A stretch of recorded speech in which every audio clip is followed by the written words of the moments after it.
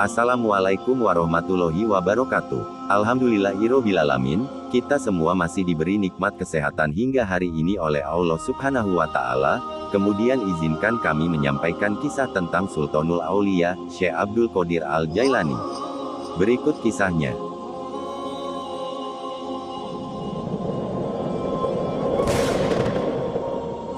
Kisah Syekh Abdul Qadir Al-Jailani saat dikagumi oleh setan. Seperti yang telah diketahui bersama bahwa Syekh Abdul Qadir Al-Jailani mendapatkan gelar Raja Para Wali dengan sikap tunduk dan rendah diri. Begitu beliau sudah mendapatkan gelarnya, justru malah tidak mudah menjaga gelar itu dari godaan-godaan setan. Karena semakin tinggi kedudukan seseorang di hadapan Allah Subhanahu wa Ta'ala, maka ia harus siap menanggung ujian yang lebih berat lagi dari Tuhannya. Setan terus menggoda manusia dan para kekasih Allah Subhanahu wa Ta'ala hingga hari kiamat agar terjerumus dalam api neraka, tak terkecuali Syekh Abdul Qadir Al-Jailani. Dalam satu kisah, ketika Syekh Abdul Qadir Al-Jailani lagi menyendiri, beliau dikagetkan dengan datangnya sebuah cahaya besar yang memenuhi penjuru langit. Lalu bayangan itu datang dan memanggil beliau, "Wahai Abdul Qadir, aku ini Tuhanmu.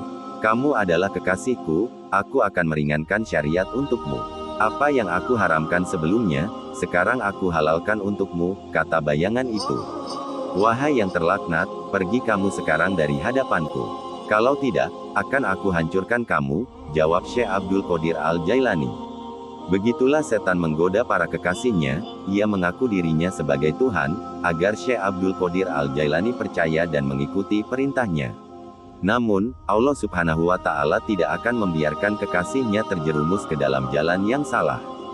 Setan diberikan kebebasan oleh Allah Subhanahu wa Ta'ala untuk menggoda manusia, sebagai manifestasi keadilan kepada seluruh makhluknya. Sesaat setelah kejadian dialog tersebut, tiba-tiba cahaya itu padam dan sedikit demi sedikit hilang dari pandangan Syekh Abdul Qadir Al-Jailani.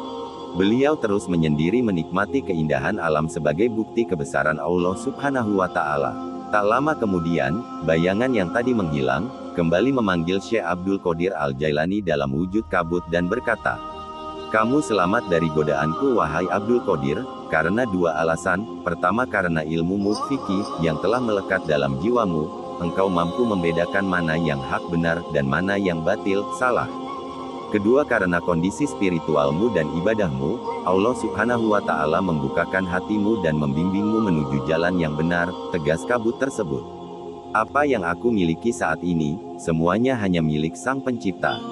Aku selamat darimu berkat Tuhanku," jelas Syekh Abdul Qadir Al-Jailani. "Perlu kamu ketahui Abdul Qadir, aku telah menyesatkan sebanyak 70 orang ahli ibadah dengan cara seperti ini dan hanya kamu yang selamat. Dari mana kamu tahu bahwa aku ini setan?" tanya kabut itu. "Semua karena fadilah Allah Subhanahu wa Ta'ala, aku diberi petunjuk olehnya melalui perkataanmu. Apa yang aku haramkan sebelumnya, sekarang aku halalkan untukmu, dan saat itu aku yakin kamu adalah setan.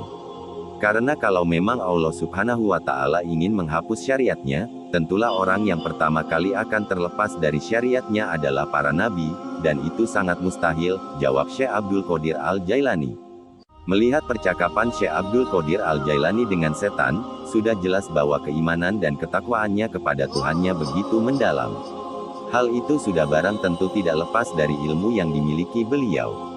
Begitu pentingnya ilmu, tak heran jika Rasulullah Shallallahu Alaihi Wasallam selalu memohon tambahan ilmu kepadanya.